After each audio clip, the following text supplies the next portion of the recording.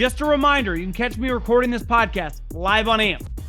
AMP is a new live radio app that lets you call in and chat with me in person while recording. Get the app on Apple's App Store and make sure you follow me at John Middlekauff to get notified when I go live. What is going on, everybody? John Middlekauff, 3 and Out podcast. Make sure you subscribe wherever you may listen. Apple, Spotify, we got you covered. As well as if you're watching this on YouTube, also subscribe to the page. Leave a comment below in the description. Hammer that like button. Appreciate everyone that interacts with the page. If you go to thevolume.com, we have a lot of merchandise there. 3 and Out flex fit hats, 3 and Out trucker hats. Go get yourself one. Thevolume.com. You can search all the merchandise. Easy to find all the 3 and Out stuff. A lot going on football-wise. Some thoughts on a Carson Wentz picture that went viral. I want to change a prediction in the NFC East.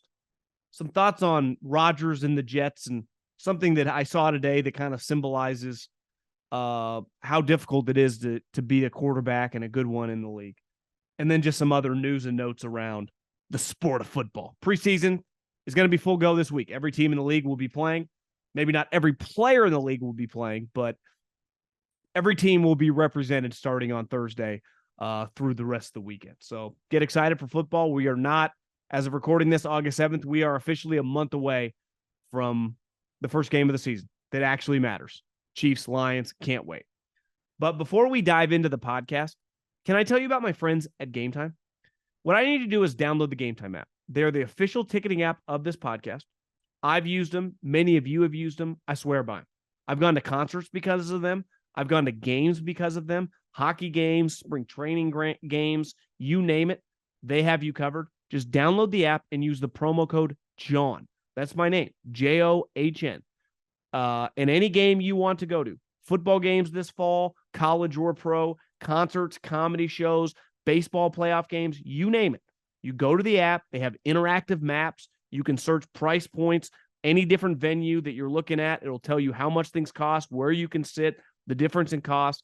And then you get $20 off the moment you use my promo code JOHN.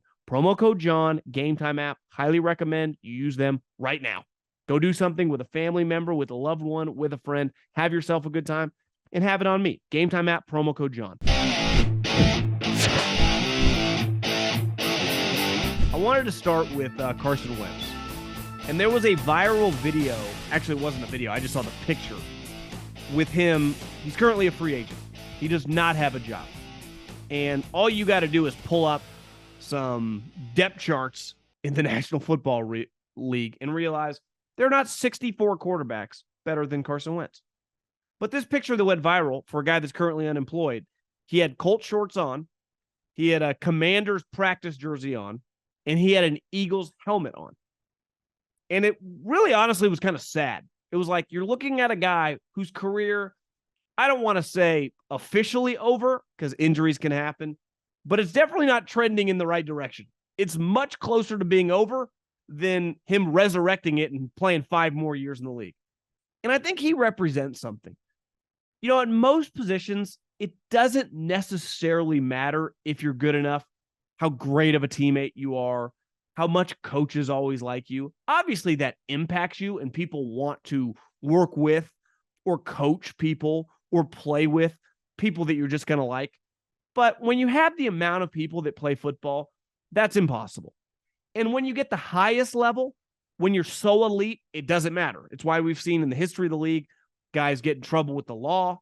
Guys obviously have a lot of issues internally and get chance after chance after chance. Antonio Brown is a great example. If Antonio Brown for 6-7 years with the Steelers had averaged 40 catches and not 90 or 100 and 14 touchdowns a year, he would not have got the rope in which he got once he turned crazy. He got that rope because of the great resume that he put together. And Carson Wentz is a good example of there's nothing you can really put your finger on tangibly. Like, doesn't get arrested, right? Never had an issue where he blew up on a teammate that was public, right? Where there was a camera on. But there's just a lot of smoke about him. You know, it doesn't quite resonate with the guys. Can be hard to coach. Because you look 2 years ago, he was 27 touchdowns and 7 interceptions for the Colts. on the year where it unraveled at the end of the season and Irsay lost his shit and said, you got to trade him. They ended up moving him to the Commanders, which was kind of crazy for multiple third rounders. And they transitioned to Matt Ryan, and it was a debacle for everyone involved.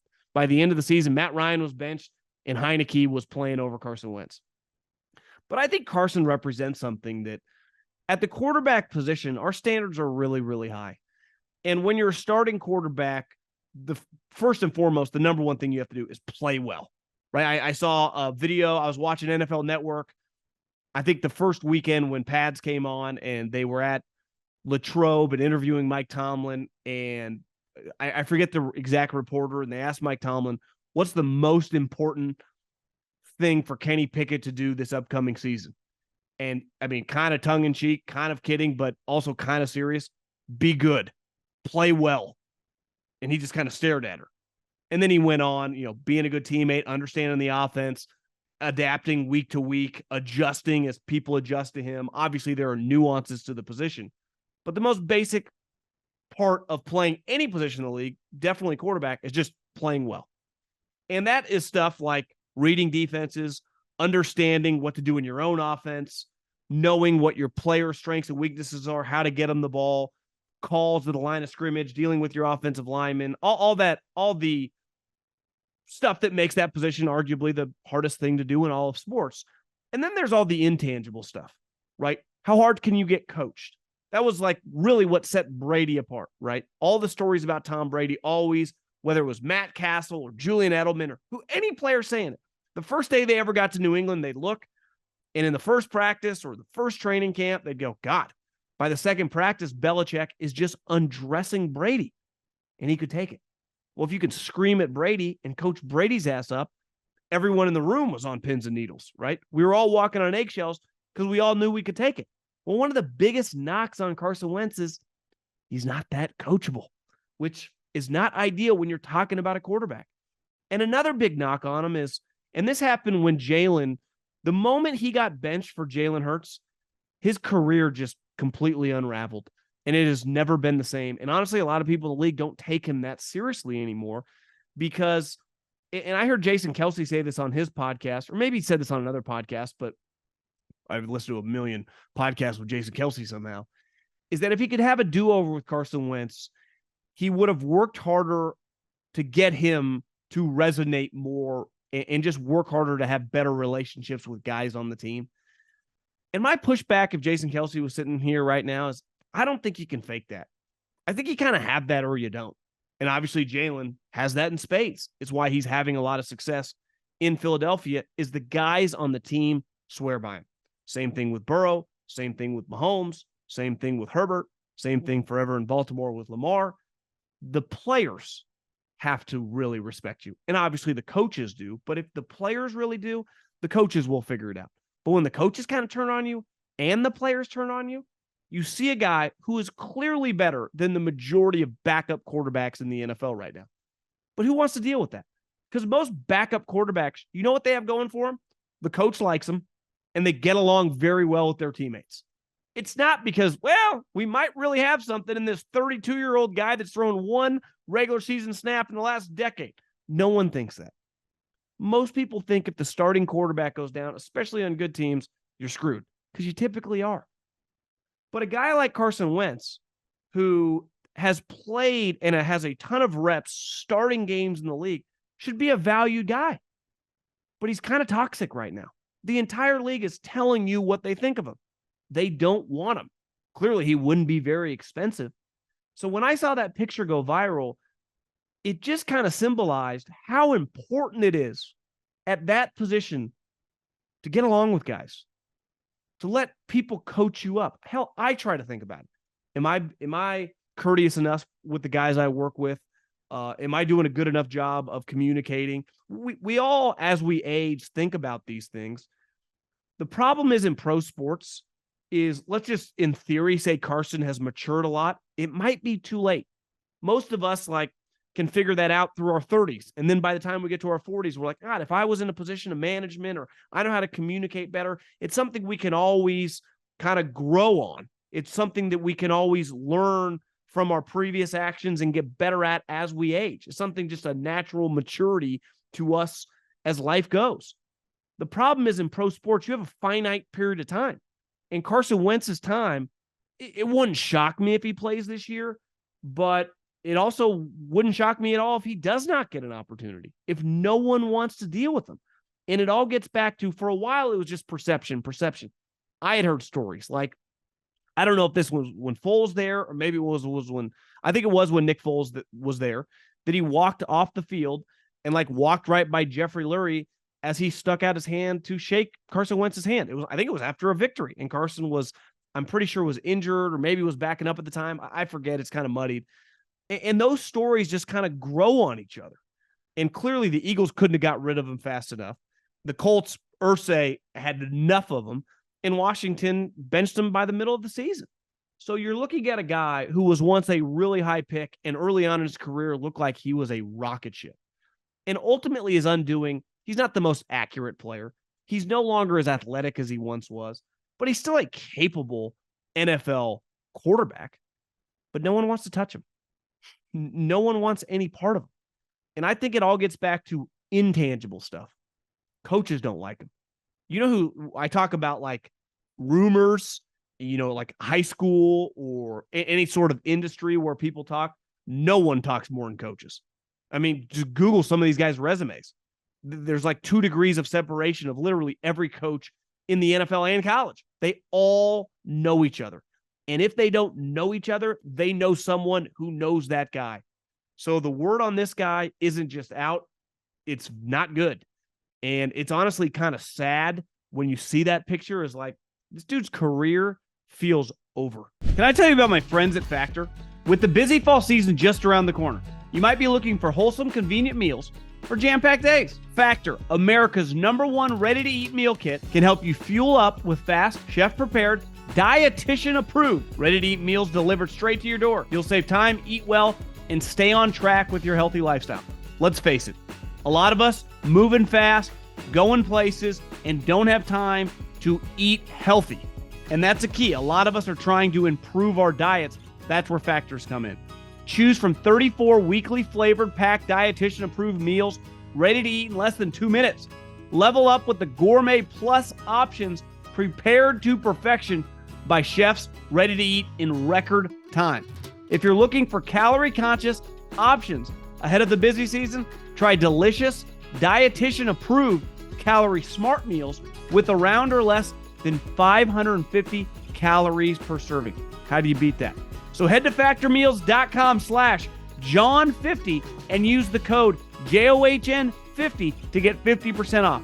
That's code John50 at factormeals.com/John50 to get 50% off. Speaking of his former team, the Commanders, I made a prediction a while back that I thought they had a chance to be one of the surprise teams of definitely the NFL, but of the NFC. The NFC is wide open. I thought the Giants could kind of take a step back. They were a team that definitely overachieved last year, benefited a lot from a really good coach, won a lot of low-scoring, tight ball games, and sometimes that can flip year to year. It's why a lot of people are off the Minnesota Vikings scent, is because they won all the one-score games. And if that just flips a little bit, that 13 wins can go to 8 or 9 really quick. And then, I've been following a lot of these training camps very closely. It's what I do for a living. Clearly, if Darren Waller is healthy, he is a big-time player. I mean, at one point in time, he was considered like Kelsey, Kittle, and Waller. And then he got banged up, and he just kind of out of sight, out of mind. The Raiders paid him, and then he got injured again, and they traded him to the Giants. And Wink Martindale is just singing his praises in practice because they can't cover the guy. And if he is healthy, that is a major, major addition to the operation. And then this rookie wide receiver, Hyatt, from Tennessee. Now, I'm not trying to overreact to young players until they prove themselves, in pro games, right? And I'm not talking the preseason. I'm talking regular season games, week in, week out, handling game plans, handling adjustments, handling the length of the season. But this dude's breaking speed records right now. He runs 25 miles an hour. So one issue I had with their squad is, with Saquon, Daniel Jones, what else are they working with? Well, if you had Waller and just a speed element that they should, assuming these guys can stay healthy, should be much more explosive. And I know the grittiness and the toughness of their operation. They got a really good Dayball and Wink Martindale. maybe I'm kind of back on the Giants set. And I've seen Ron Rivera now say this multiple times. I've seen Jacoby Brissett play. I've seen it for years. He's just not very good. He's not very good. And unlike Carson Wentz, he's a guy everyone loves. People want him in the building. He's an awesome backup quarterback, does all the right things, great teammate, great preparer. I think good practice player. Problem is once the games come, he just throws it to the other team. But clearly you could do a lot worse as a backup. But I think sometimes that intangible stuff makes coaches like you more and forget about like, no, we've seen this guy play for a long period of time and you will lose if this guy has to start over and over. But I saw Ron say this a couple weeks ago. He's like, don't sleep on Jacoby Brissett. Saw him say this yesterday that Jacoby Brissett needs more reps, and he got reps with the ones. Now, Sam Howell is projected to be their starter, but I can tell you if things go a little sideways, it wouldn't shock me if Ron Rivera goes to the bullpen to Jacoby Brissett. And if that's the case, one, maybe I got a little overexcited on Sam Howell. I got to see it before I believe it. And if they're talking up Jacoby Brissett as they are, that makes me pretty nervous. So I'm going to pivot away from thinking Washington could surprise some people. I think they're talented enough that they're going to be in that 7 to kind of 9 range unless their quarterback is a complete and utter embarrassment. But the Giants should be better than them. So Jacoby is just your classic. This happens a lot in football because we're all human beings, right? So when you're around someone, super high character, super hard worker, you're just going to like being around the guy. You're going to like working next to the guy. And in most of our professions, that guy can be very productive. In pro sports, what makes it very, very difficult is like ultimately that guy has to complete passes. That guy has to not turn the ball over. That guy has to lead scoring drives. So like all the intangible stuff that you love goes a little out the window once the game starts and the ball snapped, and it's like he missed that coverage and threw it right to the safety. And that's what Jacoby Brissett has done over and over and over again whenever I've watched him play. And last year was on full display when he had to be the starter with Deshaun Watson suspended. It was like he just killed them in big spots. I remember vividly a red zone turnover. The Browns were driving. It's like, oh, and that's just Jacoby Brissett. And if that guy has to play, which I would bet on the guy ultimately playing for Washington, it's going to be very, very difficult for them to win games. Because playing quarterback, and I was thinking about this. You know, we've all seen bits and pieces of the quarterback documentary. Anyone that follows the NFL, and obviously if you're listening to this, you definitely do. The number one story typically at your camp is how your quarterback's doing and what's going on with your quarterback. Your quarterback talks a lot. We've talked ad nauseum how difficult the position to play is, right? It's arguably the hardest thing to do in all of sports. Everything that comes with it, from a leadership standpoint, from a mental capacity standpoint, from just an overall physical standpoint, that there's a toughness element where you're just getting slammed to the ground. You got to get back up, even if it's less violent than it once was. Toughness is a huge, huge part of playing quarterback. So all the tangible stuff that go on to weekly game plans, the practice, the preparing for the game, and then actually playing the game, you don't need, we all understand how hard it is. And then I was thinking about this. I was listening to Pardon My Take, and Josh Allen, who I think broke up with his girlfriend, longtime girlfriend from Fresno State. Josh Allen didn't go to Fresno State. I think she did. I know that just because I know people around that world. And they recently broke up, and he started dating, I think, like an actress or someone in the Hollywood world. And they were talking to him about when TMZ got a photo of them kissing. And Josh said, yeah, they were somewhere in Southern California, and TMZ was on a boat. They were on a boat taking pictures of him making out with his girlfriend. I don't even know if they were making out. I think they were just, pecking, having a good time, enjoying the sun, maybe having a mimosa or something. And he was just saying it was a really weird feeling to look out there and seeing people take pictures of me with this new girl I'm dating. And then I saw a headline today that Aaron Rodgers just purchased a $9.5 million house. Now that he's, in the general area, Montauk, I think is what it goes by, as the new quarterback of the Jets. And I was thinking about, does anyone care where Sauce Gardner, who clearly is one of the best, if not the best corner in the league, or Quinnen Williams, one of the best interior defensive linemen, lives or dates? No one gives a shit. Like, the pressure on the quarterback is not just from a playing standpoint. It's 24/7, 365, how you lead your life. Everyone's constantly watching you.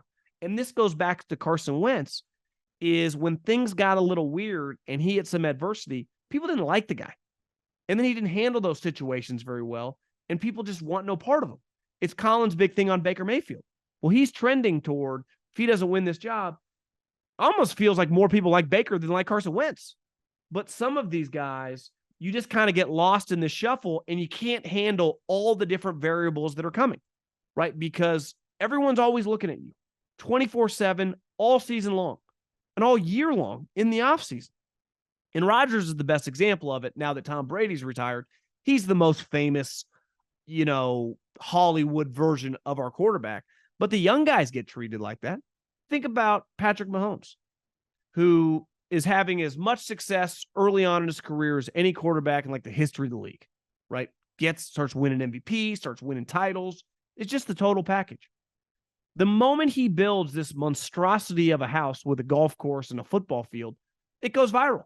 Imagine if just the guy next to you at work, whether it's in a cubicle or an office, just all where he lived was just all over the internet.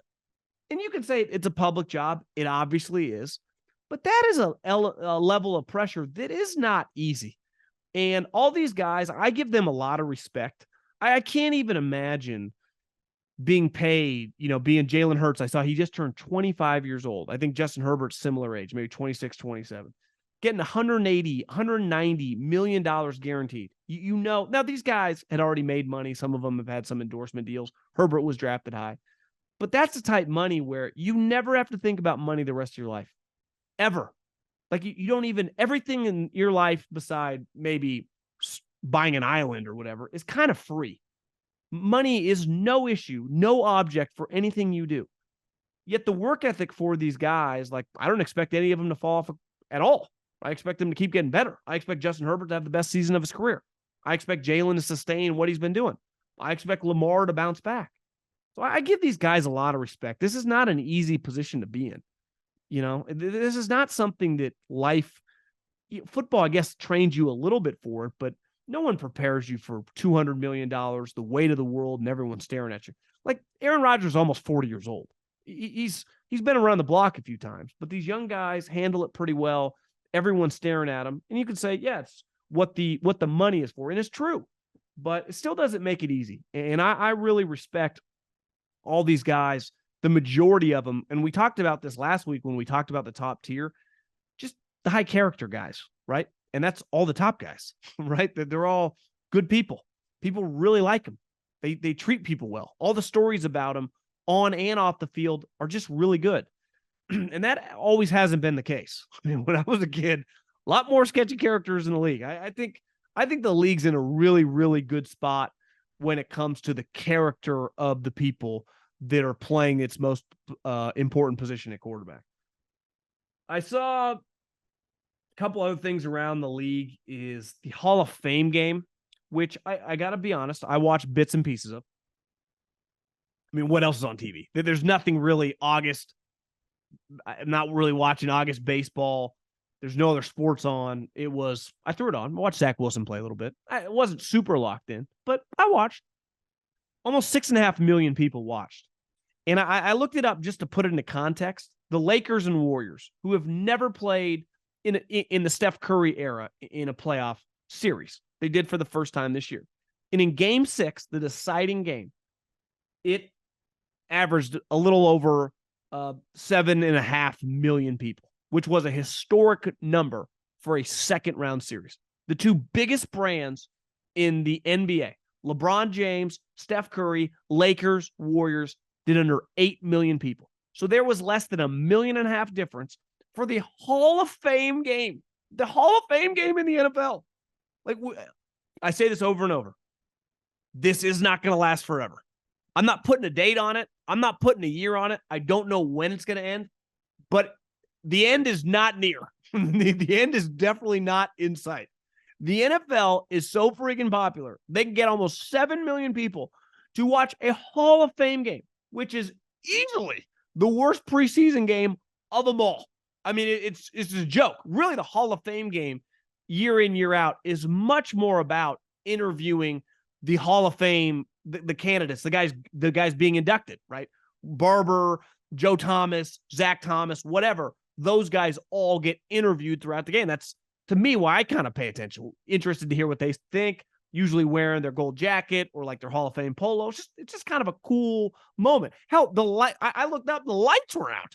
So usually the game is just kind of it feels like a put together high school game, but football, man, it's never been more popular.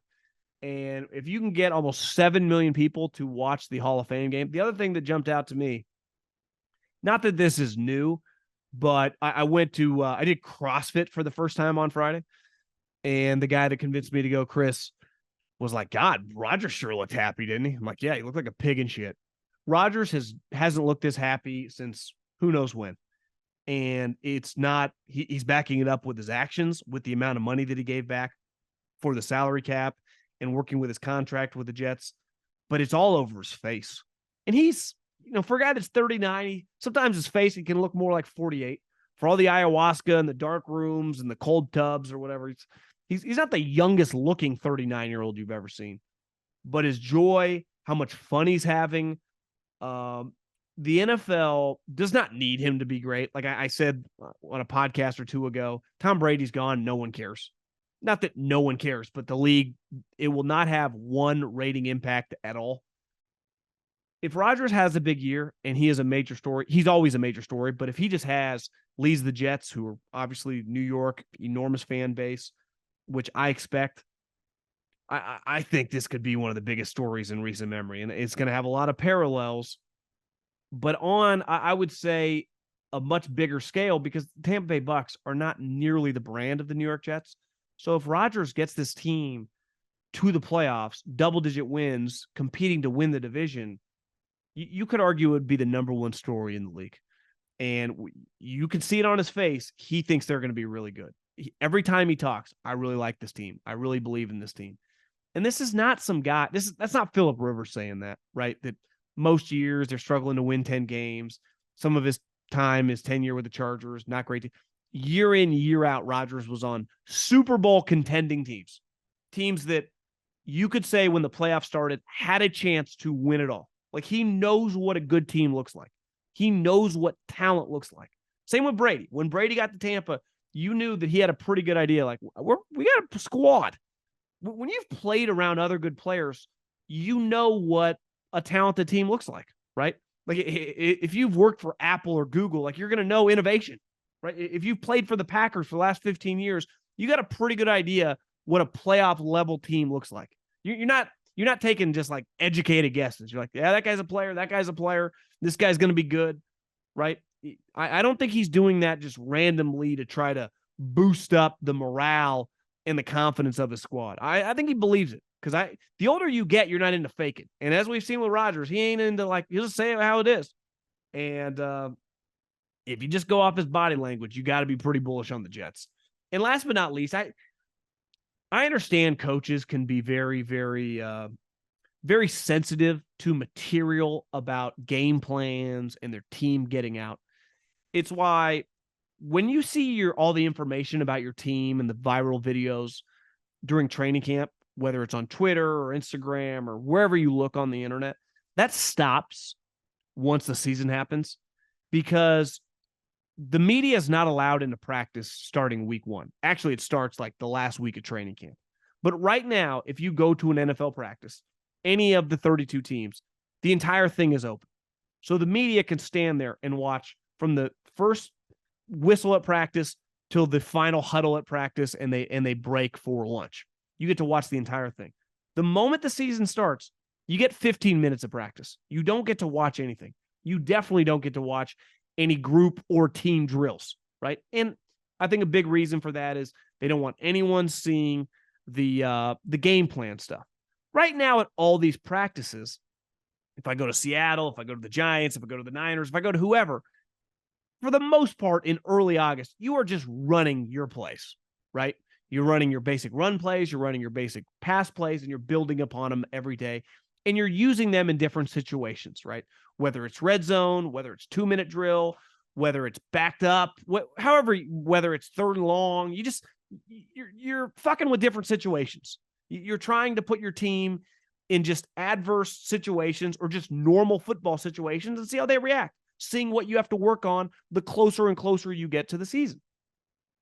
The Packers, who have a big like live scrimmage / practice at Lambeau, which every year looks incredible, and a lot of teams do this, right? I saw the Eagles do it the other night, would not stream it on their website. And a lot of the Packer fans were pissed off. And Mark Murphy, the president, who's kind of like the pseudo owner, was like, football operations was very, very sensitive to putting that online because we got a new quarterback. It's like, guys, we know what your offense is. You guys, the LaFleur, McVay, Shanahan, like you guys are going to run the plays that you've been running with Aaron. I promise you are. This notion that you're letting out state secrets by streaming the practice online is laughable. Here's the other thing. You play the Bears week 1. I would bet $10,000 that the Bears had a representative in Lambeau that game. They had someone there taking notes. Just like I think the Patriots play the Eagles, right? So when the Eagles had their open practice at the link, there was someone from the Patriots or the Patriots paid to be there. So this notion that by not streaming it, you're keeping things in-house or hiding it is kind of laughable. The reason Jordan Love is going to succeed or fail has nothing to do with people being able to watch your practice online on August 5th. It doesn't matter one iota. I believe that deep into my soul. Now, I get where coaches, their reaction is always going to be, don't do it. No, right? No. That's always going to be a coach's reaction. No. I remember when I worked for Fresno State, when we would do a walkthrough on the road, whether it was at Rutgers, Wisconsin, Boise, wherever we were playing. Pat Hill would always have me, he'd go check trash cans and hope to find the practice script from the other team. And maybe you would gain something. And then you'd hear stories over the years that other teams, not even that we were playing, but just in general, college or pro, would leave fake practice scripts in the trash can to try to throw you off. So you're constantly doing gamesmanship. But when you play a game, like your core package of plays, you don't game plan all those practice plays. You game plan the plays that you think are going to work against their scheme. So the Bears, you are going to run plays with Jordan Love that you think will work against the defense that Eberflus runs. Just like your defense will try to run coverages and different schemes against their run game to corral Justin Fields that you think will work against their offense. So I think sometimes people can overthink this, get way too scared about something that ultimately doesn't matter. But it doesn't change the fact the Packers just said no, and the fans were not happy, and you're just going to have to wait. Because I think Jordan Love, I have seen people say he sucked in practice. I have seen people, retweet viral videos of him throwing between two defenders who aren't even putting up their hands, thinking it's like the greatest pass since prime Brett Favre. I don't really have a take.